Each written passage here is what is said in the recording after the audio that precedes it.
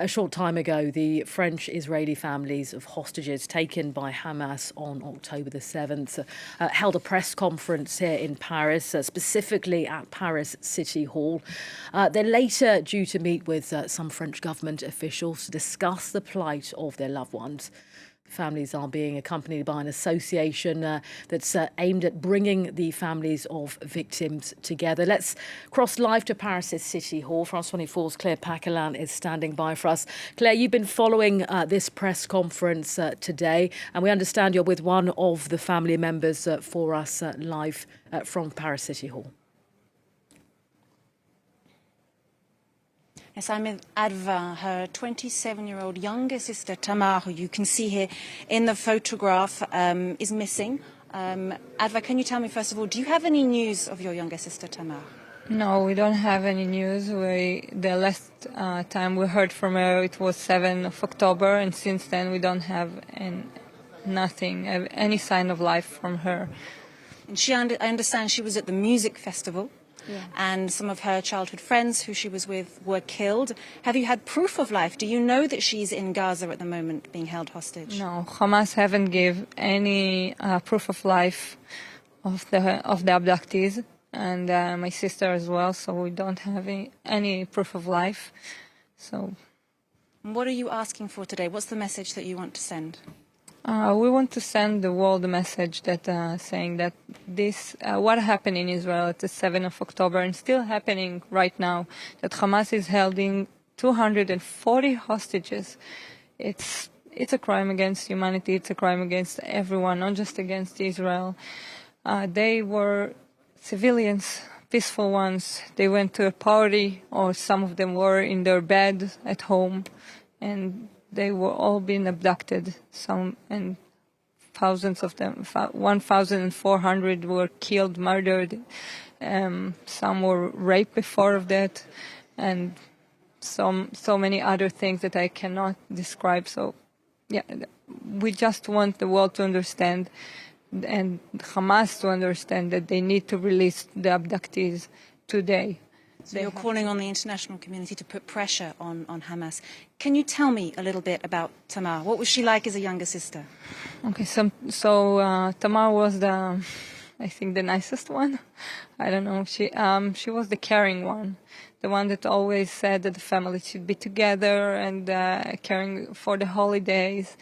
And Tamar had a Crohn's disease. She needed a lot of medical attention. She got Humira, it's a biology medication, so she had a lot of hospitalizations.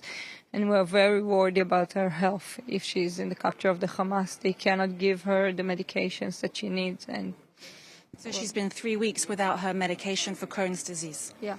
Okay. Can you also tell me, we know, according to the Ministry of Health in Gaza, which is, of course, run by Hamas, is saying over 8,000 Gazans have been killed in the bombardments by the Israeli military. Do you have a word for Gazans at this time?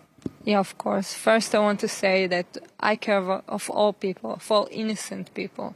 And the civilians in Gaza, some of them are innocent, and I think that Hamas is hurting them as well as they're hurting my family. And I think that Hamas should release the hostages, the abducted, and should care about his civilians as well as ours. I think that when Hamas conquered the Gaza Strip, he killed anyone he knew that resist Hamas. It's not a democracy. The peaceful civilians there are being hostages as well by the Hamas. They are forcing them to stay in their houses when they are bombed.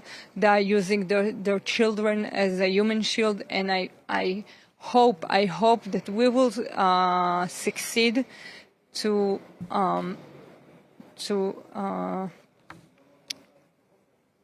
eliminate the Hamas from Gaza and to free the Palestinians as well, because I really, really believe that we can live together in peace, and that this terror organization is holding us and the Palestinians as hostages.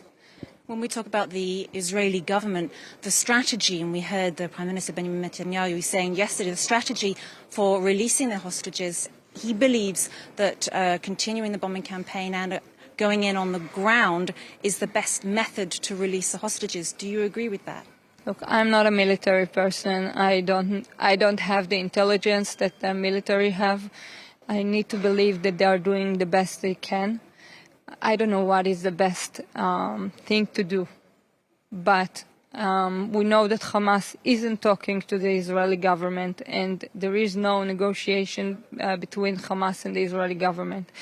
And if we don't have the diplomatic way to bring them, we need to force Hamas somehow. We cannot sit and wait Hamas from his own will to release the hostage.